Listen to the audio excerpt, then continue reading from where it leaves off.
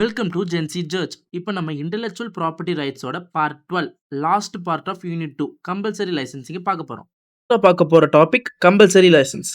Compulsory லைசன்ஸ்னா ஒரு patent product இருக்குன்னா அதோட இன்வென்டார் கிரியேட்டரால் மட்டும்தான் லைசன்ஸ் கொடுக்க முடியும். அது அவரோட மோனோபோலி ரைட்ஸ். 20 இயர்ஸுக்கு அவருக்கு தான் அந்த ப்ராடக்ட் கிட்ட மோனோபோலி ரைட்ஸ் எக்ஸசைஸ் பண்ணலாம். கம்பல்சரி லைசன்ஸ்னா அது கோர்ட் மூலியமா கிடைக்கிறது.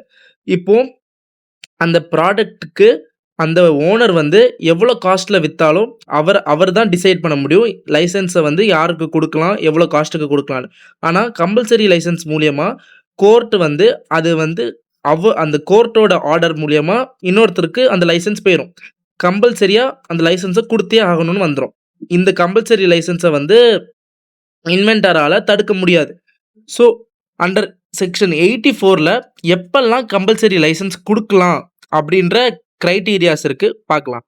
According to section 84 of patent act 1970 என்ன சொல்றாங்கன்னா, after 3 years of grant of patent அந்த கிரியேட்டருக்கு பேட்டன்ட் கிடைச்சி 3 இயர்ஸ்க்கு அப்புறம் தான் கம்பல்சரி லைசன்ஸ் ஒரு தேர்ட் பர்சனால அப்ளை பண்ண முடியும். And reasonable requirements of public with respect to patented invention has not been satisfied. அந்த பேட்டன்ட் இன்வென்ஷனோட மூணாவது கிரைட்டீரியா நம்ம பார்த்தது இண்டஸ்ட்ரியல் அப்ளிகேஷன். ஸோ இந்த சொசைட்டிக்கு அது யூஸ்ஃபுல்லாக இல்லாமல் இருக்கிற பட்சத்தில் அண்ட் ஹாவ் நாட் சாட்டிஸ்ஃபைடு, அந்த பேட்டன்ட்டை சொசைட்டிக்கு யூஸ்ஃபுல்லாக இருக்கிறதுக்கு தான் வாங்கியிருப்பாங்க. ஆனால் அதை சாட்டிஸ்ஃபை பண்ணாமல் இருக்கிற பட்சத்தில் தேர்ட் பர்சன் நான் அதை சாட்டிஸ்ஃபை பண்ணி தரேன் அப்படின்னு சொல்லி compulsory license he can apply.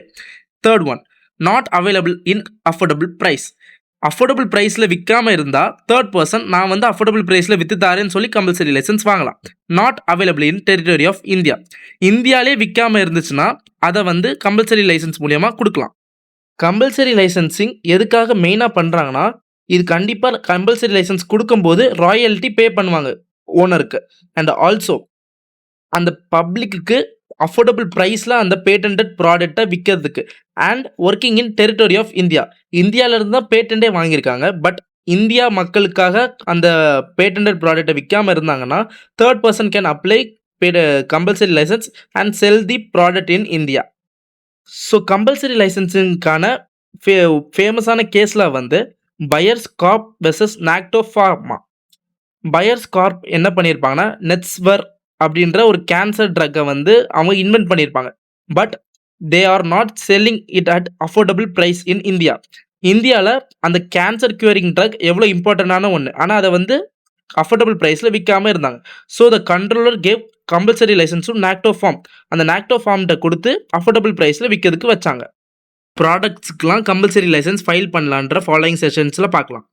Section 91 of patent ஆக்ட்ல என்ன சொல்றாங்கன்னா, licence for using related products. For example, இப்போ ஒரு பைக் இருக்குன்னா அதுக்கு இன்ஜின் தேவை. அந்த இன்ஜினும் பைக்கையும் you can not separate it. So அது ரெண்டுமே ஒரு ரிலேட்டட் ப்ராடக்ட். ஸோ ஒரு இன்ஜினை பேட்டன்ட் பண்ணி வச்சுருந்தாங்கன்னா you can not use it in your vehicle.